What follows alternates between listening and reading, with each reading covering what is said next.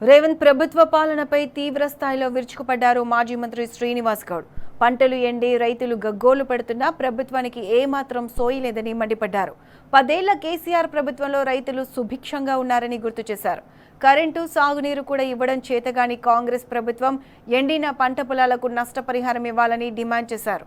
రైతులకు ఇచ్చిన హామీలు నెరవేర్చకపోతే బీఆర్ఎస్ పార్టీ తరపున ప్రభుత్వంపై పోరాటం చేస్తామని హెచ్చరించారు. అంతకుముందు రంగారెడ్డి జిల్లా తలకొండపల్లి మండలంలో ఎండిన మక్క, వరి పంటలను మాజీ ఎమ్మెల్యే జైపాల్ యాదవ్, మిషన్ భగీరథ మాజీ వైస్ చైర్మన్ ఉప్పల వెంకటేష్లతో కలిసి పరిశీలించారు.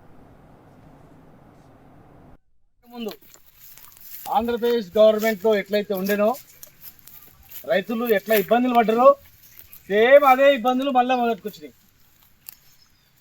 10 సంవత్సరాలు బాగుంటారు అందరూ. ఎక్కడ పడ్డ చేనులన్నీ కూడా పచ్చబడ్డాయి. 10 ఏళ్ళు మంచిగా ఉండే రైతు బంధు వచ్చిన తర్వాత బ్రహ్మాండంగా రైతులు హాయిగా బతికేది 3 పూటలు తిన్నారు. వెనకటి రోజుల్లో కరెంట్ లేక ఆత్మహత్యలు చేసుకుని చేనులు ఎండిపోయి జీవితం దొరకక రైతులు ఊర్లు ఇచ్చిపెట్టిపోయేది.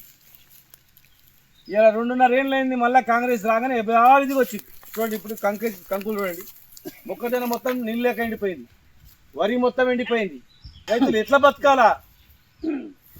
3 రైతు బంధులు ఎగ్గొట్టేసారు. ఇప్పుడు నీళ్ళు ఉన్నాయి, గ్రౌండ్ వాటర్ పెరిగింది, కానీ నీళ్ళు ఉన్నాయి కానీ కరెంట్ లేదు. మొత్తం 24 గంటల్లో ఈ ఏరియాలో వచ్చేది 6 గంటలు కరెంట్. ఆ 6 గంటలు కూడా ఎప్పుడు వస్తుందో తెలియదు. గంటన్నర వస్తుంది పోతుంది. అంటే చేనుల వరకు నీళ్ళు వచ్చే వరకే కరెంట్ పోతుంది. సేమ్ వెనకటి బతుకు.